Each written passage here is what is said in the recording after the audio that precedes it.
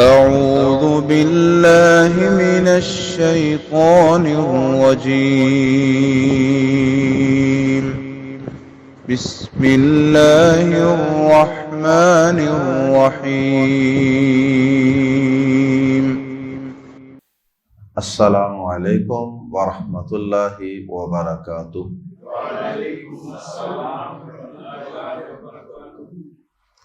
سورۃ الاسراء آیت نمبر 13 سے 17۔ ان الحمد للہ والصلاة والسلام علی رسول اللہ اما بعد۔ اعوذ باللہ السمیع العلیم من الشیطان الرجیم من ہمزہ ونفخہ ونفثہ۔ وَكُلَّ إِنسَانٍ أَلْزَمْنَاهُ طَائِرَهُ فِي عُنُقِهِ وَنُخْرِجُ لَهُ يَوْمَ الْقِيَامَةِ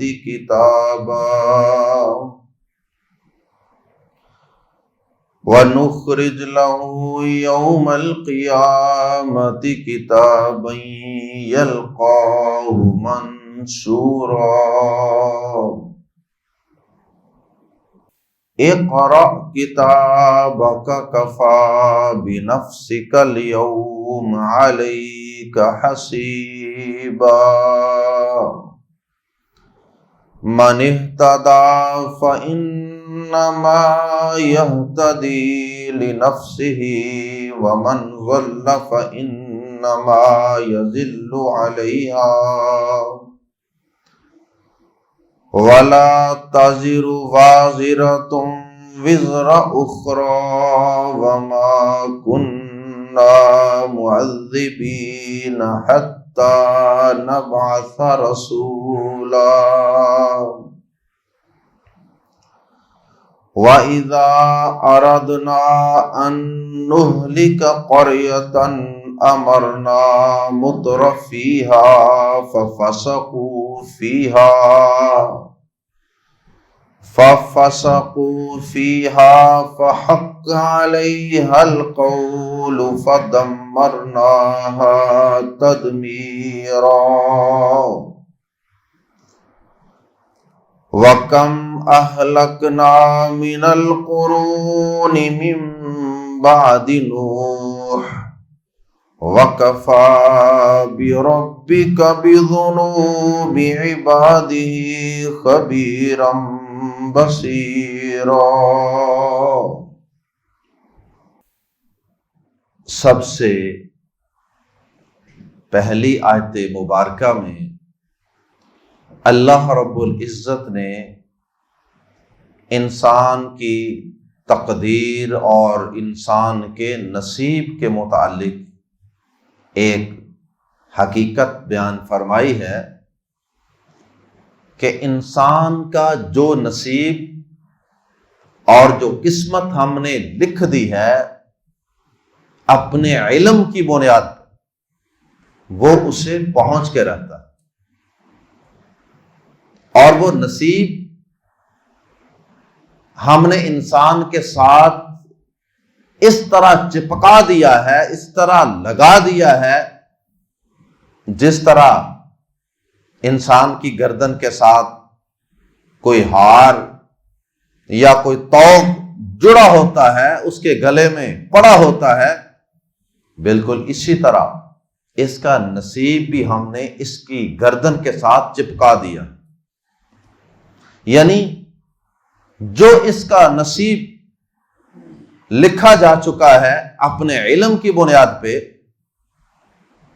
وہ نصیب اسے ہر صورت میں مل کر رہتا ہے۔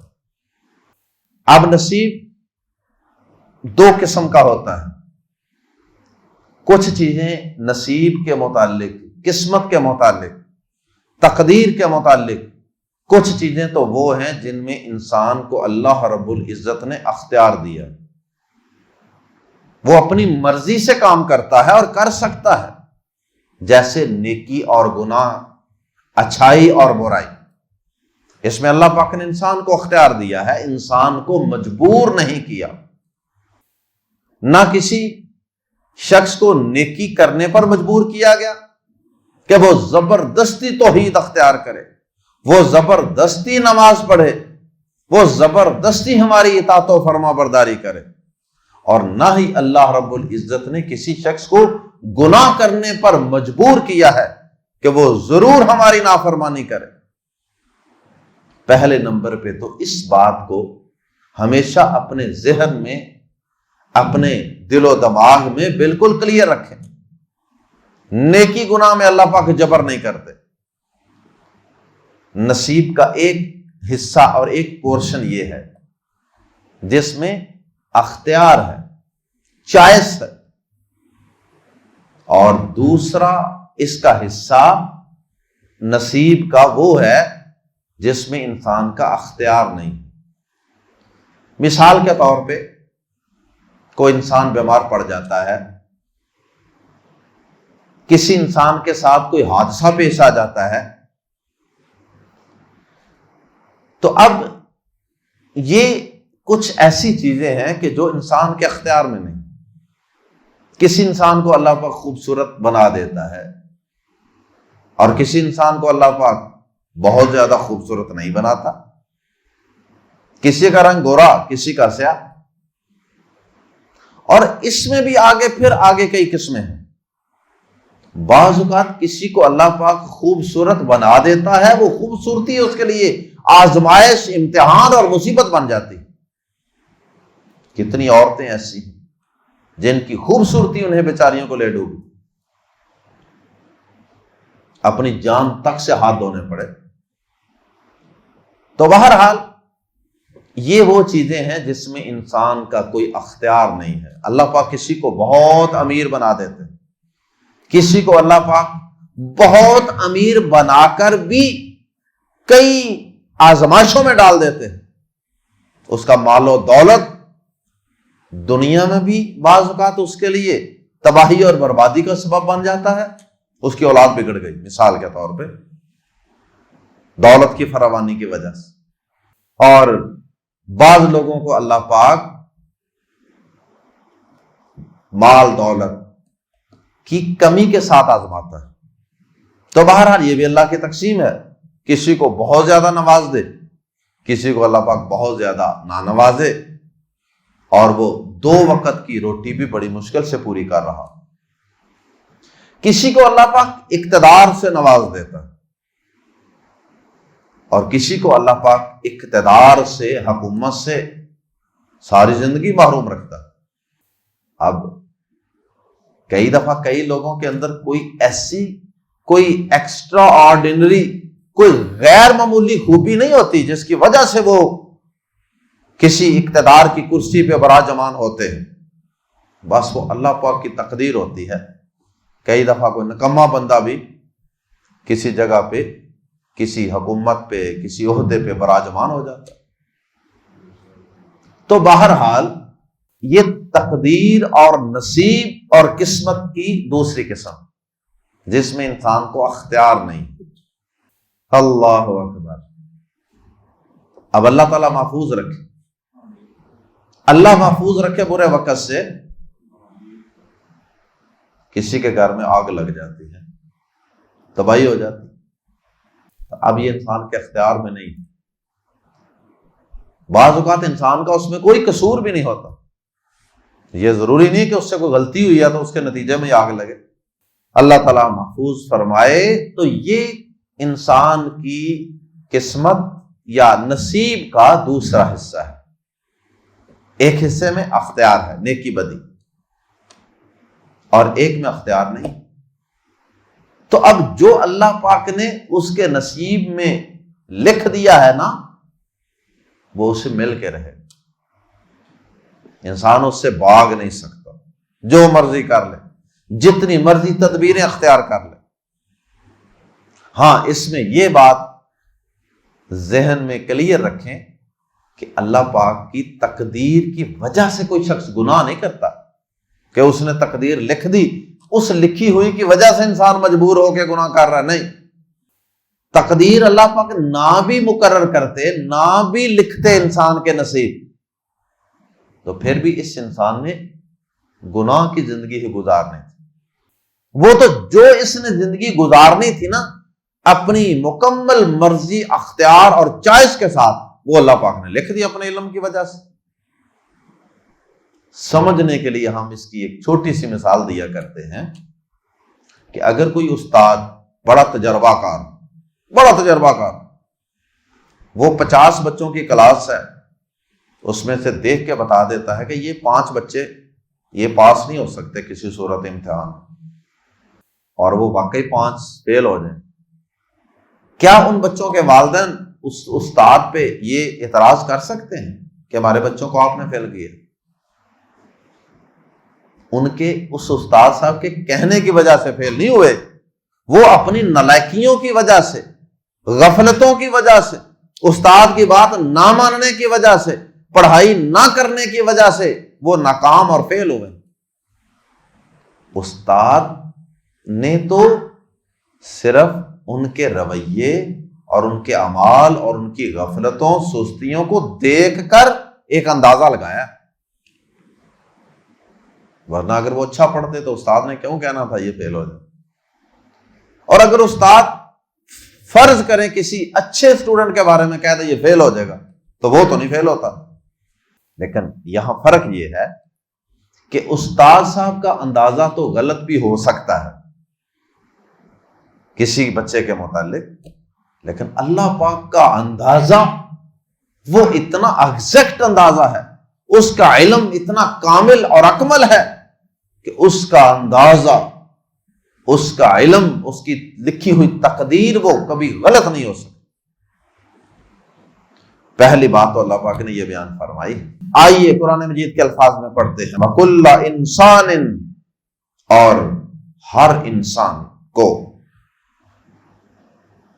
الزمنا، ہم نے لازم کر دیا ہے، ہو اسے، الزمناہ، الزمنا، ہم نے لازم کر دیا ہے، ہو اسے، چپکا دیا ہے، لازم کر دیا ہے، ہو اسے، ہو کی ضمیر لوٹ رہی ہے انسان کی طرف، طائرہ، اس کا نصیب،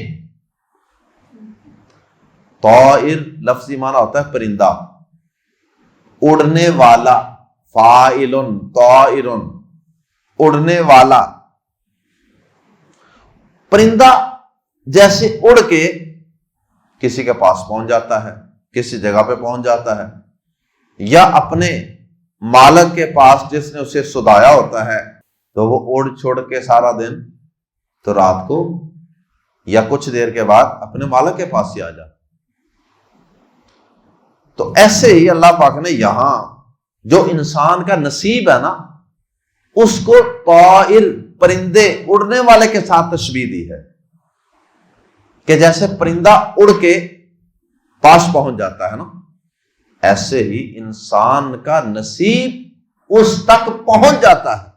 نصیب کا معنی بھی پہنچ جانا، کسی حصے کا پہنچ جانا، جو جس کا حصہ ہے وہ اس تک پہنچ جائے گا۔ وَكُلَّ إِنسَانٍ، اور ہر انسان، الزمناہ، ہم نے لازم کر دیا ہے یا چپکا دیا ہے، ہو اسے، طائرہ، اس کا نصیب، فی میں، عنقی، عنق گردن، ہی اس کی، فی عنقی، ہی اس کی گردن میں، اور ہر انسان ہم نے اسے، اس کا نصیب اس کی گردن میں لازم کر دیا ہے۔ ہم نے ہر انسان کا نصیب اس کی گردن سے چپکا دیا ہے۔ اللہ اکبر۔ We have imposed his plate upon his neck. وَنُخْرِجُ، اور ہم نکالیں گے، لہو، اس کے لیے، یوم القیامت، قیامت کے دن، کتاباً، ایک کتاب، ایک لکھی ہوئی چیز، یلقا وہ پائے گا، لاقیہ یلقا پا لینا، ملاقات کرنا، یلقا وہ پا لے گا، اسے، کی ضمیر لوٹ رہی ہے کتاب کی طرف، یلقاہ وہ اسے پا لے گا، منشورا کھولی ہوئی، منشور مفعول جسے کھول دیا گیا، منشورا جسے بکھیر دیا گیا۔ کتاب جب بند ہوتی ہے تو سمٹی ہوتی، جب اسے کھولتے ہیں تو وہ بکھر جاتی، پھیل جاتی۔ تو منشورا کا معنی کھولی ہوئی، یلقاہ وہ اسے پائے گا، منشورا کھولی ہوئی یا کھلی ہوئی۔ نصیب اس کی گردن کے ساتھ چپکے ہوئے، یعنی یہ ایک تشبیہ دی ہے اللہ پاک نے، یعنی جس طرح کوئی چیز بندے کے ساتھ جڑی ہوتی ہے نا، ایسے ہی یہ اس کا نصیب اس کو مل کے رہے گا ہر صورت۔ اور اللہ پاک نے جو نصیب مقرر کیا ہے، انسان کی عقل مندی یہ ہے کہ وہ اس پر راضی رہے، نیک اعمال کی کوشش کرتا رہے، کیونکہ یہ تو اختیاری چیز ہے نا، یہ تو نصیب اس نے خود بنانا ہے۔ لیکن جن چیزوں میں اس کا اختیار نہیں ہے، اس میں وہ اللہ کی رضا پہ راضی رہے۔ اے اللہ میں تیری رضا پہ، تیری عطا پہ راضی ہوں۔ اور اس کے بعد اللہ پاک نے فرمایا کہ باقی جو اس کے اعمال ہیں نا، اعمال اچھے یا برے جس میں اس کو اختیار دیا ہے، ان کی رپورٹ، ان کی کارکردگی اور پراگرس رپورٹ وہ کل قیامت کے دن اس کے سامنے کھول کر پیش کر دی جائے، اور ہم نے اس کے لیے باقاعدہ فرشتے مقرر کیے ہوئے ہیں، کرامن کاتبین، دائیں بائیں طرف جو لکھ رہے ہیں، اس کی اچھائیاں برائیاں ہر چیز لکھ رہے ہیں، اس کا ریکارڈ تیار ہو رہا ہے، اور پھر وہ کل قیامت کے دن اس کے سامنے پیش کر دیا جائے۔ اور سورۃ الکہف میں فرمایا کہ انسان دیکھ کے کہے گا، لا یغادر ما لہذا الکتاب لا یغادر صغیرۃ ولا کبیرۃ الا احصاها، یہ کیسی کتاب ہے، یہ کیسا رزلٹ کارڈ ہے کہ اس نے نہ کوئی چھوٹا عمل چھوڑا نہ کوئی بڑا چھوڑا، ہر چیز کا یہ احاطہ کر لیا۔ تو وہ سب لکھا ہوا اس کے سامنے نامہ اعمال کی شکل میں کھول کر رکھ دیا جائے گا۔ اور کہا کیا جائے گا؟ فرمایا کہا جائے گا، اقرا پڑھ کتاب کا، اپنی کتاب، اپنا نامہ اعمال، اپنا رزلٹ کارڈ پڑھ اس کو، اقرا پڑھ۔ چاہے انسان دنیا میں ان پڑھ بھی ہو، لیکن وہاں اللہ پاک پڑھوا لیں گے، اللہ پاک صلاحیت عطا فرما دیں گے پڑھنے کی، کہ وہ اپنے رزلٹ کارڈ کو پڑھ سکے۔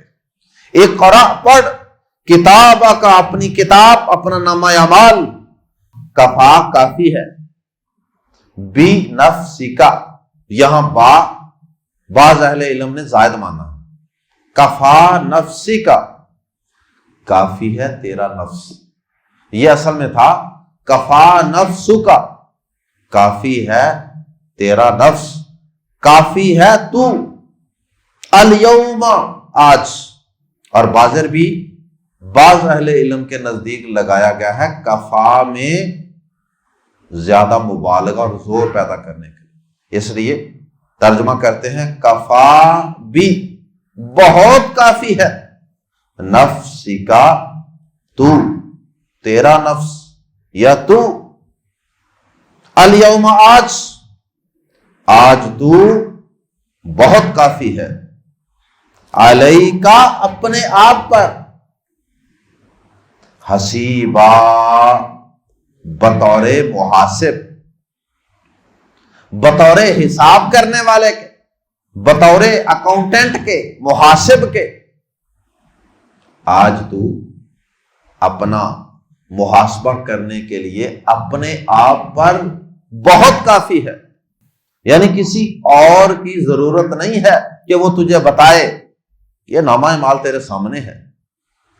ایسے ہی ہے نا جیسے آج کے دور میں کسی شخص کو پکڑا جائے تو اس کو CCTV کیمرے کی ریکارڈنگ، اس کا کلپ نکال کے اس کے موبائل پہ سینڈ کر دیا جائے، یا اسے سکرین کے سامنے بٹھا کر دکھا دیا جائے کہ یہ دیکھ لو، اور وہ سارا کچھ دیکھ لے کہ میں نے کیا کیا کیا ہے. ایسا شخص کیا مکرے گا، کیا انکار کرے گا؟ اللہ تعالیٰ بہتر جانتے ہیں، اللہ رب العزت بہتر جانتے ہیں کہ وہ نامہ اعمال اور وہ کتاب کیسی جدید کتاب ہوگی، اس کا ریکارڈ کتنا اپ ڈیٹڈ ہوگا. یہ نہیں ہے کہ وہ سادہ کاغذ کا ٹکڑا ہوگا، وہ بڑا ماڈرن اور جدید ترین قسم کا وہ پورا ریکارڈ ہو سکتا ہے کہ اس کے اندر بٹن دبانے کا آپشن ہو کہ اس کے اوپر کلک کرو، اس لفظ کے اوپر، اس کام کے اوپر، تو اس کی پوری ویڈیو کھول جائے. تمہیں اگر کسی کام پہ شک ہے کہ یہ میں نے کیا یا نہیں کیا تو وہ سارا کچھ اوپن ہو جائے. اور آج کے دور میں، ترقی یافتہ دور میں، تو انسان نے سارا کچھ ایجادات اپنی آنکھوں سے دیکھ لی ہے نا. شاید آج سے کو 5-10 صدیاں پیچھے والے انسانوں کو اتنا زیادہ اس بات کی سمجھ نہ آتی ہو جتنی کہ آج کے دور میں ہم ان ایجادات کی روشنی میں اور ان کی وجہ سے ہم یہ سمجھ سکتے ہیں کہ اللہ پاک کا جو ریکارڈ کا سسٹم ہے وہ بڑا ہی اپ ڈیٹ اور بڑا ہی جدید ہوگا. اللہ اکبر. اگلی آیت کریمہ میں اللہ رب العزت نے 2-3 باتیں بیان فرمائی. ایک تو یہ بات بیان فرمائی ہے کہ جو شخص دنیا کے اندر نیک اعمال کرے گا اپنا ہی فائدہ کرے، جو گناہ کرے گا اپنا ہی نقصان کرے گا، کسی کا کچھ نہیں نقصان کرے گا.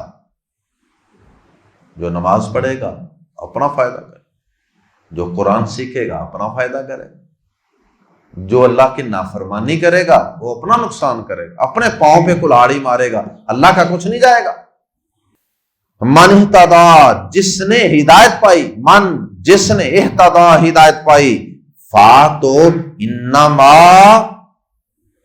ہی، یہ صرف یہتدی وہ ہدایت پاتا ہے، فانما یہتدی تو وہ صرف ہدایت پاتا ہے، لی کے لیے، نفسی ہی اپنی جان، تو وہ اپنی ہی جان کے لیے ہدایت پاتا ہے. من اہتدی فانما یہتدی لنفسہ، جس نے ہدایت پائی، جس نے صراط مستقیم کو اختیار کیا تو وہ اپنی ہی جان کے لیے ہدایت پاتا ہے. ومن ضل، اور جو گمراہ ہوا، فانما تو صرف یضل، وہ گمراہ ہوتا ہے، علیہا اسی پر. کس پر؟ علیہا سے مراد وہ نفس، جو نفس گناہ کرے گا، گمراہ ہوگا، شیطان کی راہ اختیار کرے گا، نافرمانیوں کی راہ اختیار کرے گا، تو وہ اسی پر ہوگا. کیا مطلب؟ کہ وہ گمراہی اور گمراہی کا وبال اسی پر ہوگا. دوسری بات اللہ پاک نے یہ بیان فرمائی اس آیت مبارکہ میں کہ قیامت کے دن اپنا اپنا بوجھ اٹھانا پڑے گا. کوئی کسی دوسرے کا بوجھ نہیں اٹھائے گا کہ دنیا میں گناہ نافرمانیاں تو میں کرتا رہوں اور میرا بوجھ میرا باپ، میرا بھائی، میرا بیٹا، میرا مرید، میرا پیر وہ اٹھا لے. ایسا نہیں ہوگا. ہر شخص اپنا بوجھ خود اٹھائے. اللہ اکبر.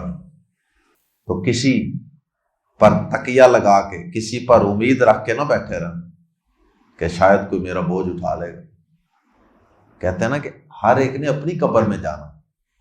اس کا مطلب یہ تو انسان دنیا کے اندر کسی پر یہ امید نہ لگا لے کہ میں نے اپنے بچوں کے لیے بہت کچھ کیا ہے، لہذا اب جناب میرے مرنے کے بعد یہ میرے بڑے کام آئیں گے. کوئی کام شام نہیں آنا کسی. آج کل تو بچوں کے پاس والدین کی قبر پہ جانے کا بھی ٹائم کوئی نہیں. یقین کریں ایسی نفسا نفسی کی صورتحال بن چکی ہے. ولا تزرو، اور نہیں، یہاں اس کے اندر نفس ان کا لفظ پوشیدہ ہے.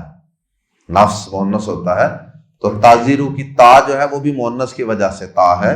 ولا تازیرو، اور نہیں اٹھائے گا، وازرتن، کوئی اٹھانے والا، اور نہیں اٹھائے گی کوئی اٹھانے والی جان، وزرا، بوجھ، اخرا، کسی دوسرے کا، اور کوئی جان کسی دوسرے کا بوجھ اٹھانے والی نہیں. اللہ اکبر. اب یہاں ایک دو اشکالات بھی پیدا ہوتے ہیں، وہ بھی ذرا سمجھ لیجیے. پیچھے سورۃ النحل میں آیت نمبر 25 میں ہم پڑھ چکے ہیں کہ کچھ لوگوں کے متعلق اللہ پاک نے فرمایا کہ ان پر ان کے اپنے گناہوں کا بوجھ بھی ڈالا جائے گا اور جن کو انہوں نے گمراہ کیا ان کے گناہوں کا بوجھ بھی ڈالا جائے. تو یہاں اللہ تعالیٰ کہہ رہے ہیں کہ ہر کوئی اپنا اپنا بوجھ اٹھائے گا. کیا مطلب ہے؟ صرف سمجھنے کی ضرورت ہے. در حقیقت وہاں پہ سورہ نحل میں اور دیگر مقامات پہ جو فرمایا نا کہ دوسروں کا بوجھ بھی اٹھانا پڑے گا، تو وہ بھی در حقیقت دوسرے کے گناہوں کا بوجھ نہیں ہے، وہ ان کے اپنے گناہوں کا ہی بوجھ ہے، کیونکہ انہوں نے انہیں گمراہ کیا تھا.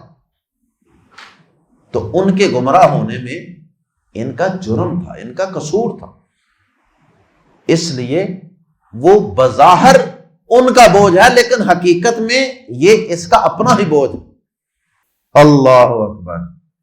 اور اسی طرح احادیث میں یہ مسئلہ بھی موجود ہے کہ آدم علیہ السلام کا بیٹا جس نے قتل کی ابتدا کی تھی، قیامت تک جتنے لوگ بھی قتل کرتے رہیں گے سب کے گناہوں کا بوجھ اس کے نامہ اعمال میں بھی ڈالا جا رہا ہے. تو اس حدیث پر بھی غور کریں گے تو اس میں بھی در حقیقت دوسروں کے گناہوں کا بوجھ نہیں ڈالا جا رہا. دوسرے لوگوں کو رستہ قتل کا اس نے دکھایا تھا. انسان کو تو پتہ ہی نہیں تھا کہ قتل بھی کر لیتے ہیں ایک دوسرے کو. تو چونکہ یہ روایت اس نے شروع کی، اس کی بنیاد اس نے رکھی، تو اس وجہ سے باقی سب لوگوں کے قتل کا گناہ اگر اس کو ملے گا تو یہ بھی در حقیقت اس کا اپنا ہی جرم ہے، اپنا ہی گناہ ہے اور اپنا ہی بوجھ ہے. اسی طرح حدیث میں یہ بات بھی موجود ہے کہ کوئی شخص فوت ہوتا تو اس کے لواحقین اگر اس کے اوپر روتے پیٹتے ہیں، بیان کرتے ہیں، تو حدیث میں آتا ہے کہ اس میت کو عذاب دیا جاتا ہے. اب یہاں بھی سوال پیدا ہوتا ہے کہ بیان تو وہ کر رہے ہیں اور عذاب اسے دیا جا رہا ہے.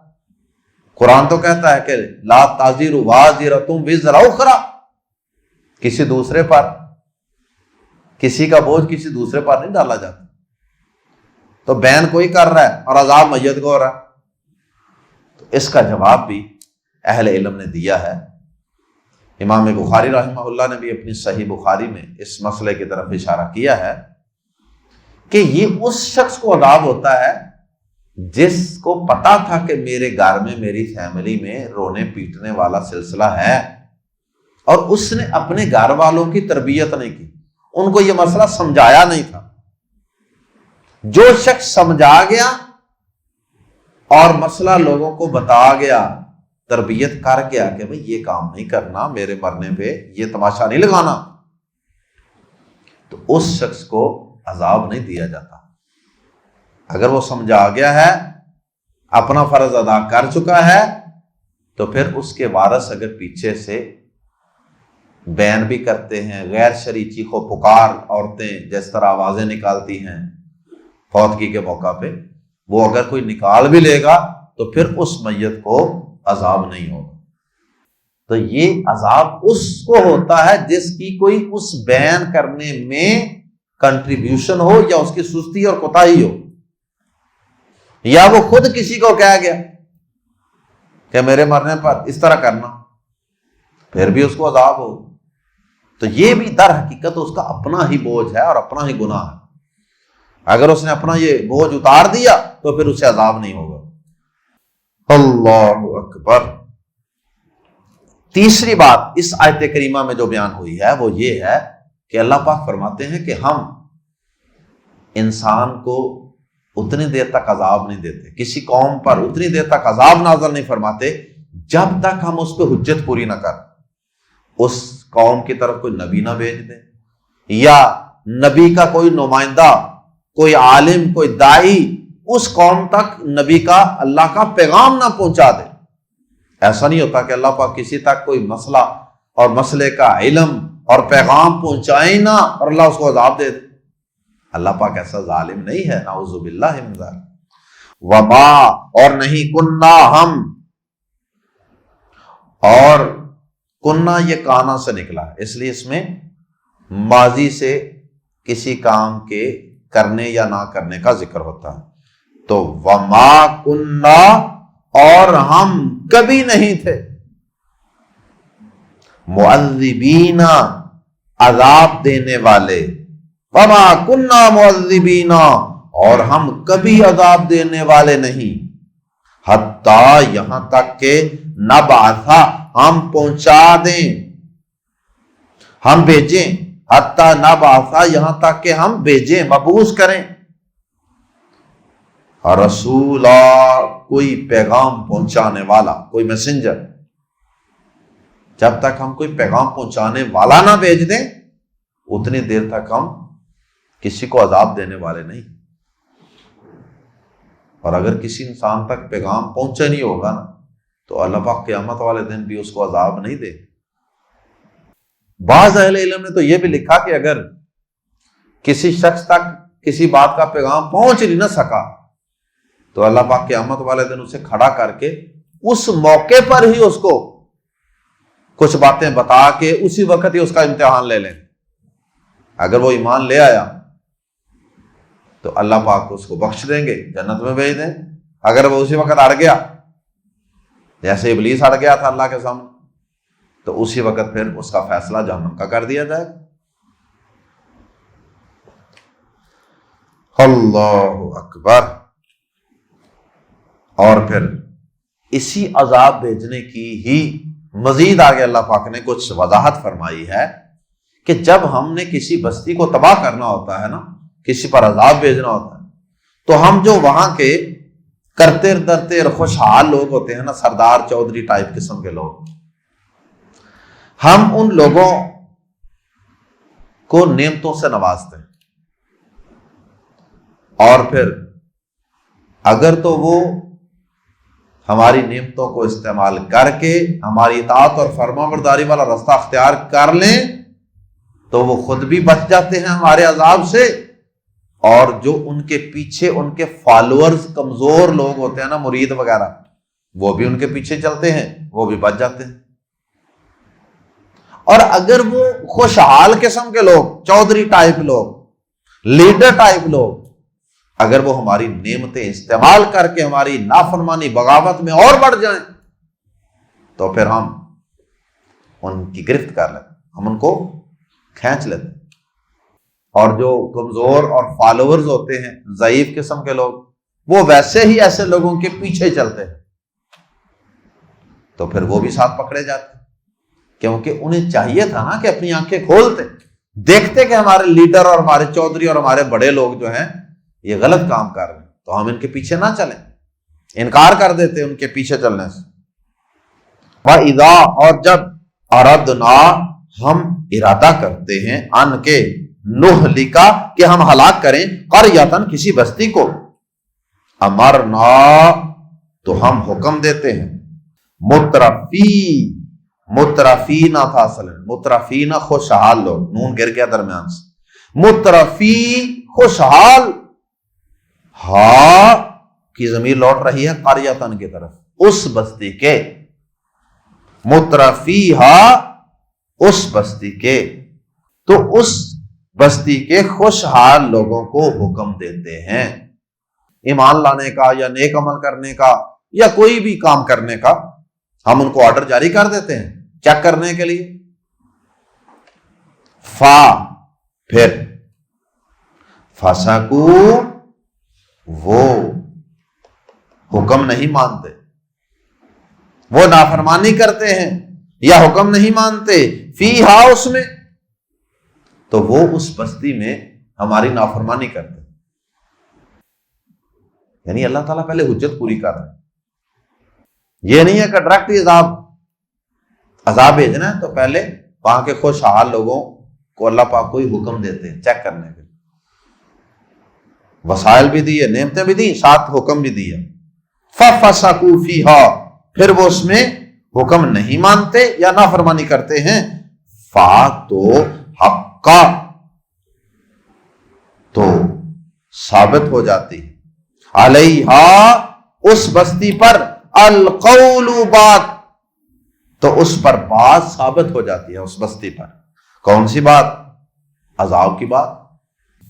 پھر دمرنا، ہم برباد کر دیتے ہیں، ہاں اس بستی کو، تدمیرا، پوری طرح برباد کرنا۔ یہ تدمیر تاکید کے لیے آیا ہے، فدمرناها تدمیرا، تو پھر ہم اسے برباد کر دیتے ہیں، پوری طرح برباد کرنا۔ اللہ اکبر۔ اور آخری آیت مبارکہ میں اللہ پاک نے فرمایا کہ ہم نے جب بھی نوح علیہ السلام کے بعد بھی جتنی بھی بڑی بڑی قوموں کو، بستیوں کو تباہ کیا ہے نا، ان کے گناہوں اور نافرمانیوں کی وجہ سے تباہ کیا ہے۔ یہ نہیں ہے کہ بغیر ان کے جرم کے تباہ کر دیں۔ وَكَمْ، اور کتنے ہی اہلکنا، ہم نے ہلاک کیے، من القرون، زمانوں میں سے، مراد زمانوں میں سے مراد زمانے کے لوگوں میں سے، قرن کی جمع قرون، اور ہم نے کتنے ہی زمانوں کے لوگ ہلاک کر دیے، من بعد نوح، نوح علیہ السلام کے بعد، قوم عاد، سمود، قوم شعیب، قوم لوط، کتنے ہی لوگ تباہ کیے گئے۔